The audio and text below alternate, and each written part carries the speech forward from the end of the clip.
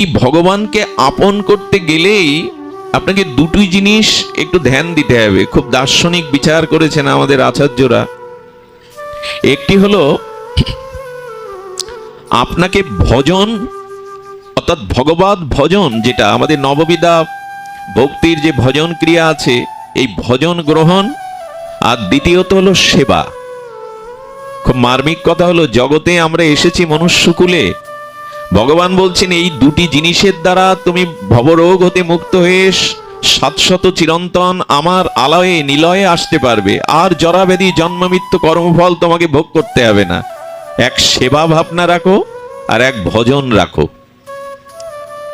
খুব ধ্যান দেওয়ার কথা হলো, সেবাটা ভগবানকে না, এরকম নূতন কথা, সেবাটা স্ত্রী পুত্র এই জগৎ সংসার মানুষের প্রতি, সংসারের প্রতি সেবা ভাব। আর ভজন মানে অনুরাগ, প্রীতিটা, আপনত্বটা ভগবানকে দিতে হবে। এই হলো সংসার থেকে মুক্তির কৌশল।